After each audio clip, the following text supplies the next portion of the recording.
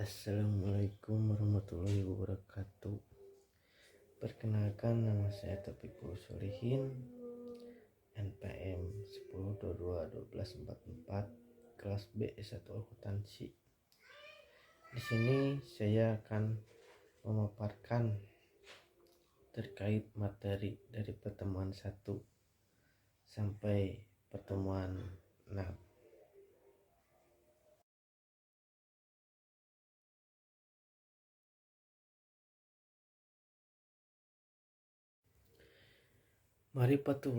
Marifatullah kata asal Arafah, yaitu artinya mengenal. Jadi marifatullah adalah upaya manusia untuk mengenal Allah. Tahap marifat yaitu 1 syariat, 2 tarekat, 3 hakikat, 4 makrifat.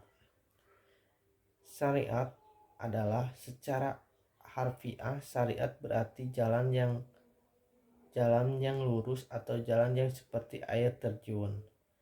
Tarekat merupakan jalan yang ditempuh untuk mendekatkan diri kepada Allah yang sedekat-dekatnya atau dapat mendapat makam atau kedudukan yang harus ditempuh hambanya agar bisa sampai kepada Allah yang mempunyai sifat mahmudah atau sifat baik. Hakikat itu kebenaran atau benar-benar adanya Allah sebagai sumber kebenaran yang tidak dan lebih indah kecuali mencintai Allah. Marifat, dari segi bahasa, marifat berasal dari kata Arafah irfan atau marifat yang artinya mengetahui atau pengalaman.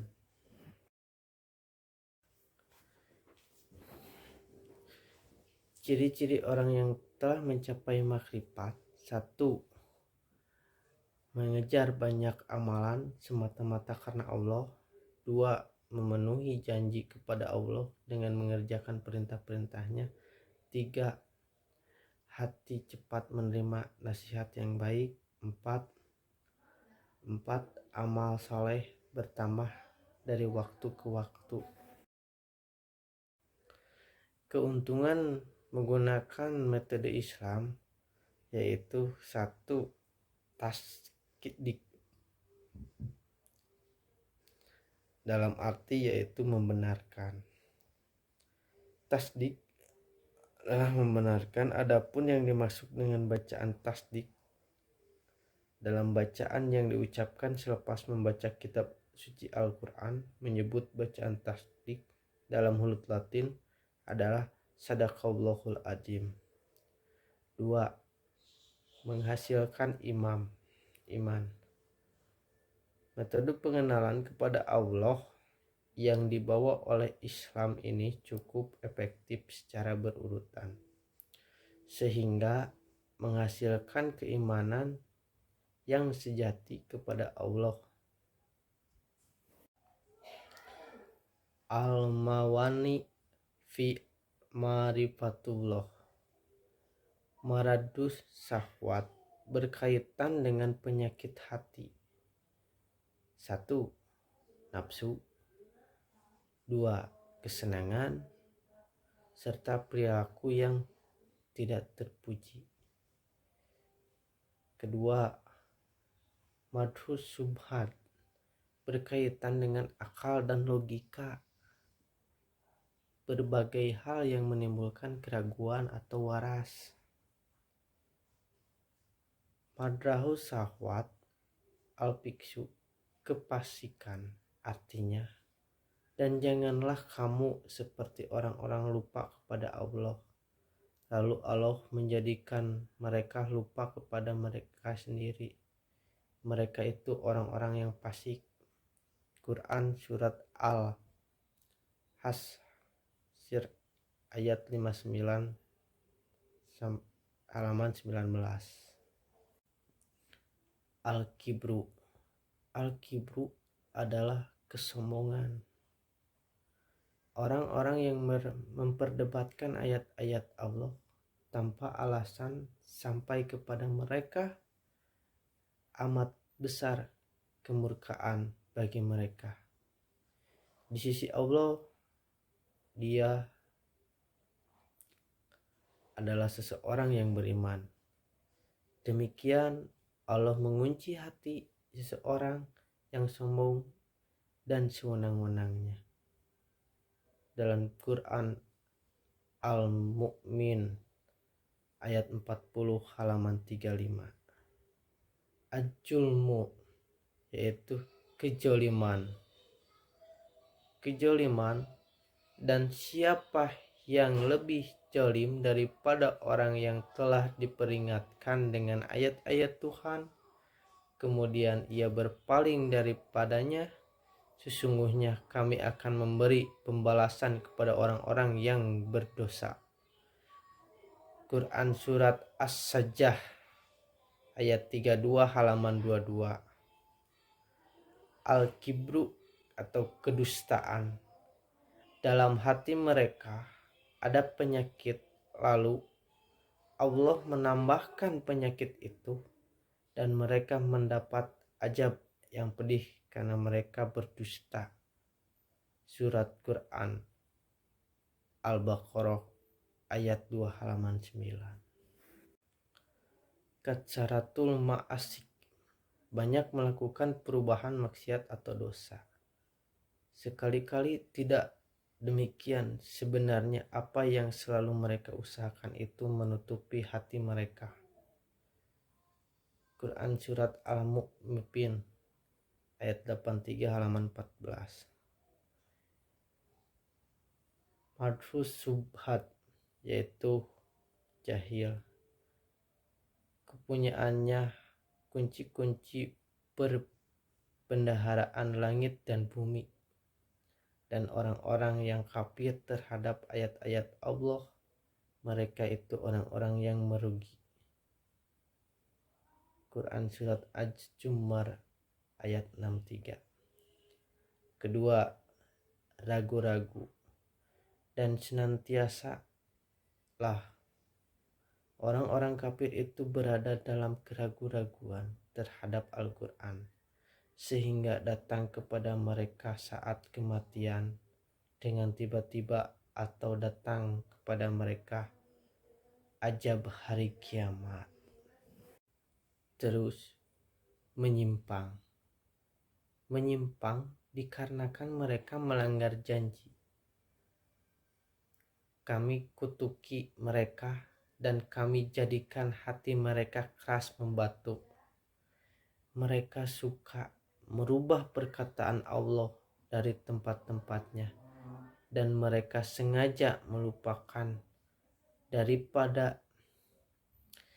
apa yang mereka telah diperingati dengannya, dan kamu Muhammad senantiasa akan melihat kehianatan dari mereka kecuali sedikit di antara yang berkhianat. Maka maafkanlah mereka, biarkan mereka, sesungguhnya Allah menyukai orang-orang yang berbuat baik. Quran Surat Al-Maidah ayat 13. Dan apabila lalai, sesungguhnya kami jadikan untuk isi neraka jahanam kebanyakan dari jin dan manusia. Mereka mempunyai hati tetapi tidak dipergunakan untuk memahami ayat-ayat Al-Quran. Dan mereka mempunyai mata tetapi tidak dipergunakan untuk melihat. Itu sebagian tanda-tanda kuasa Allah. Dan mereka mempunyai telinga tetapi tidak dipergunakan untuk mendengar ayat-ayat Allah. Mereka itu sebagian binatang ternak, bahkan mereka lebih sesat lagi. Mereka itu orang-orang yang lalai. Quran Surat Al-Araf ayat 179. Marifatullah amamiyatu marifatullah. yaitu mengenal Allah. Bukanlah mengenal derajat Allah, karena hal-hal ini tidak mungkin terjangkau oleh kapasitas manusia yang terbatas. Sebab bagaimana kemungkinan manusia yang terbatas ini mengenali sesuatu yang tidak terbatas. Manfaat mengenal Allah Al-Khalifah, dan Allah telah menjanjikan bagi orang-orang yang beriman di antaramu dan mengerjakan amal saleh bahwa Allah sesungguhnya akan mengangkat mereka menjadi khalifah di muka bumi sebagai orang-orang dahulu menjadi khalifah. Quran Surat An-Nur ayat 55. Tamkinuddin, yaitu diteguhkannya agama Islam di muka bumi. Dialah yang mengutus rasul-rasulnya dengan membawa petunjuk dan agama yang hak agar dimenangkannya terhadap semua agama, dan cukuplah Allah sebagai saksi. Quran Surat Al-Fat ayat 28. Al-Amnu, bahwa Allah Subhanahu wa Ta'ala akan mengondisikan orang-orang yang beriman rasa aman dan tentram setelah sebelumnya mereka selalu tertimpa keresahan dan ketakutan. Pertama, dalil akli, yaitu jika manusia merenungkan apa yang terjadi di alam semesta, pasti akan menyadari bahwa keharmonisan sistem alam dan semesta tidak terjadi secara kebetulan. Pasti ada yang maha mengatur dan maha menjaga atas hal ini. Dialah Allah Subhanahu wa Ta'ala. Kedua, dalil nakli. Dalil nakli menurut Allah Subhanahu wa Ta'ala menurunkan Al-Quran sebagai petunjuk dan juga peringatan untuk umat manusia. Allah Subhanahu wa Ta'ala berfirman dalam Quran Surat Al-An'am ayat 19. Sedangkan untuk dalil fitrah, jika manusia menggunakan fitrahnya, maka dia pasti akan menyatakan bahwa Allah tidak ada Tuhan selain Allah. Maka yang menciptakan alam beserta isinya Allah Subhanahu wa Ta'ala menjelaskan dalam Al-Quran Surat Al-Araf ayat 172. Jalan yang dilalui berdasarkan petunjuk Islam. Jalan mengenal Allah telah ditunjukkan oleh Islam dengan menggunakan prinsip keimanan dan akal pikiran melalui tanda-tanda atau ayat-ayat, yaitu ayat suci Al-Quran dan hadis.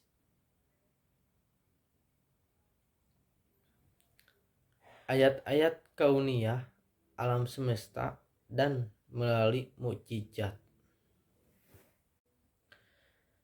Dari ayat-ayat kauliyah, Allah Subhanahu wa Ta'ala mewahyukan firman-Nya kepada para utusannya. Ada yang berupa suhuf, Alkitab, dan juga hadis qudsi. Dalam Al-Quran kita dapat di maklumat Allah Subhanahu wa Ta'ala mengenal kebenarannya. Dari ayat kauniyah kita dapati keyakinan adanya Allah Subhanahu wa Ta'ala melalui apa yang ada di dalam semesta dan juga pada diri kita sendiri. Terlihat dari Quran Surat Al-Jariyah ayat 21 sampai 22 dan Quran surat Fussilat ayat 53. Tauhidulillah dalam arti yaitu tauhid. Di dalam bahasa Arab merupakan bentuk masdar dari kata kerja wahada yuwahidu tauhidan yang artinya hal harfiahnya menyatukan dan mengesahkan atau mengakui bahwa sesuatu itu ada. Dengan demikian, secara bahasa tauhidullah berarti menyatukan Allah, mengesahkan Allah, atau mengakui bahwa Allah itu satu. Sedangkan secara istilah tauhidullah bermakna mengesahkan Allah dalam hal-hal yang merupakan kekhususan bagi Allah, yaitu pertama, rububiyatullah, sang pencipta yang memiliki kerajaan langit dan bumi, tidak mempunyai anak, tidak ada sekutu baginya dalam kekuasaan, dan dia menciptakan segala sesuatu lalu menetapkan ukuran-ukurannya dengan tepat. Dalam Quran surat Al-Furqan ayat 25. Setelah itu pemberi rezeki. Aku tidak menghendaki rezeki sedikit pun dari mereka, dan aku tidak menghendaki agar mereka memberi makan kepadaku. Quran surat Al-Jariyah ayat 51 sampai 57. Sedangkan untuk pemilik, milik Allah lah apa yang ada di langit dan apa yang ada di bumi. Jika kamu menyatakan apa yang ada di dalam hatimu, atau kamu menyembunyikan, niscaya Allah itu memperhitungkan tentang perbuatan itu bagimu. Dia mengampuni siapa yang dia kehendaki dan mengazab siapa yang dia kehendaki. Quran surat An-Nas ayat 114.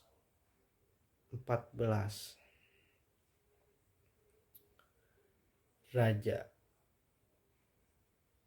pemilik hati dan pembalas. Quran surat Al-Fatihah ayat 1 sampai 4. Rajanya manusia. Sedangkan dari Quran surat An-Nas ayat 2.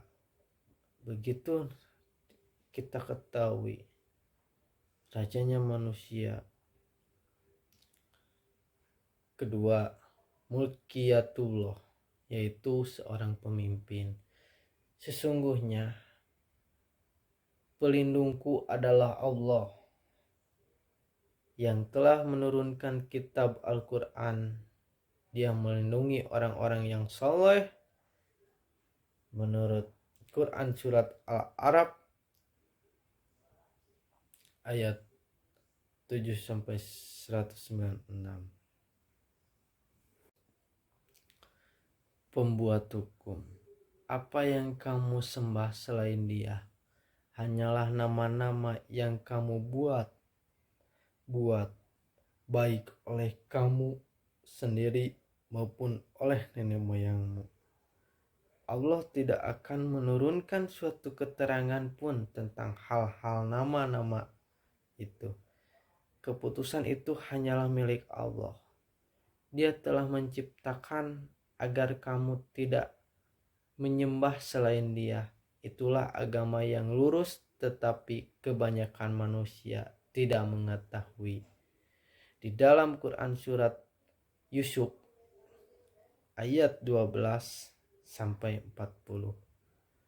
Yang dituju, katakanlah Muhammad, sesungguhnya solatku, ibadahku, hidupku, dan matiku hanyalah untuk Allah, Tuhan seluruh alam. Tertera di dalam surat Al-An'am ayat 6 sampai ayat 162. Tujuan tauhid yaitu merupakan akumulasi kesadaran akan fakta bahwa alam berasal dari Allah dan akan kembali kepada Allah. Tauhidullah mempunyai misi untuk membebaskan manusia dari segala belenggu, dominasi atau kendali yang kecenderungan merusak manusia dan kemanusiaan manusia, karena manusia harus bergerak menuju kesempurnaan sesuatu dengan kodratnya. Untuk itu kita perlu memahami tauhidullah. Al-haya fi jahili tauhid, hidup di bawah naungan tauhid.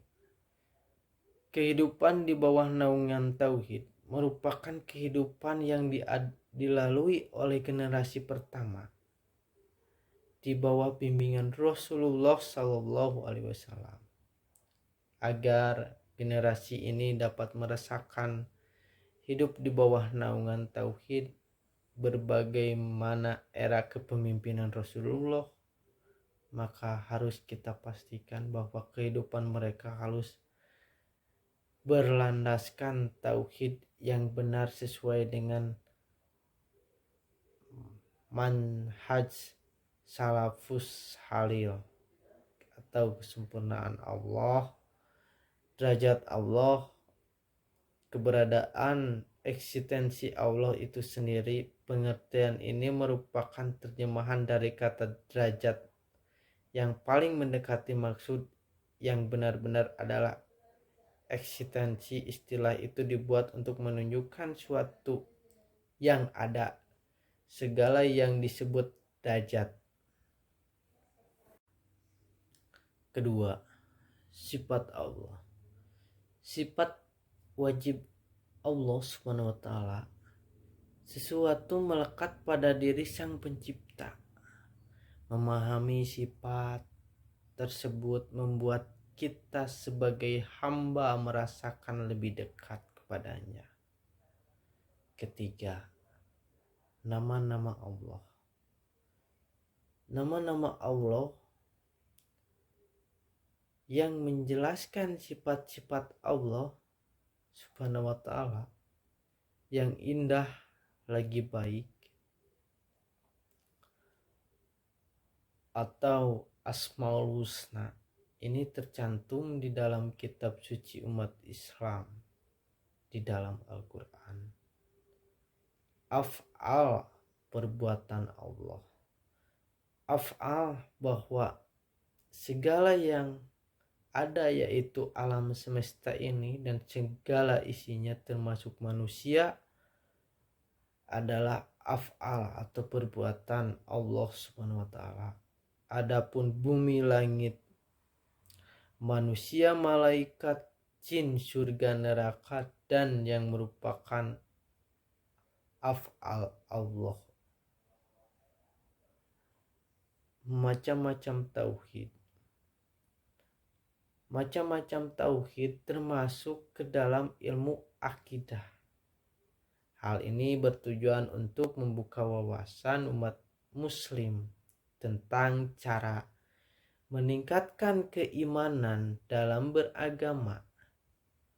Tauhid dimaknai sebagai mengimani bahwa Allah Subhanahu wa ta'ala itu satu dan memiliki segala kesempurnaan. At-tauhidul asma wa sifat, yakni bahwa hanya Allah Ta'ala yang memiliki nama-nama sifat yang sempurna. Tidak ada yang merupakan dengannya di dalam Al-Quran atau disebut di dalam hadis Rasulullah SAW sesuai dengan layak bagi Allah tanpa tahrif. Kedua, at-tauhidu ar-rububiyah, yakni Allah adalah hal pencipta, kepemilikan, dan pengurusan. Beriman bahwa hanyalah satu-satunya yang memiliki, merencanakan, menciptakan, mengayur, memelihara, memberi rezeki, memberi manfaat, menolak murtad, serta menjaga seluruh alam semesta sebagai terdapat dalam Al-Quran surat Az-Zumar ayat 39 halaman 6. Allah menciptakan segala sesuatu dan Dia memelihara segala sesuatu. At-tauhid uluhiyah. Uluhiyah dapat diartikan sebagai mentauhidkan atau mengesahkan Allah dari segala peribaham baik yang terlihat maupun batin. Itu artinya kamu beriman bahwa hanya kepada Allah Subhanahu wa Ta'ala semata yang berkehendak disembah, tidak ada sekutu baginya. Sebagai Allah berfirman Quran surat Al-Imran ayat 3 halaman 18, tidak ada Tuhan yang berkehendak disembah selain Dia yang maha perkasa lagi maha bijaksana. Atau tauhid mulkiyah. At-tauhid mulkiyah adalah yang kekal sebagai Al-Malik atau raja dan bisa saja penguasa di alam semesta. Allah Subhanahu wa Ta'ala berfirman, maka maha tinggi Allah Raja yang sebenarnya tidak ada Tuhan yang berhak disembah selain Dia, Tuhan yang memiliki arsy yang mulia. Quran surat Al-Mu'minin ayat 116. Sekian yang bisa kami sampaikan. Mohon maaf bila ada kesalahan. Mohon dimaafkan sebesar-besarnya. Wabillahi taufiq wal hidayah. Wassalamualaikum warahmatullahi wabarakatuh.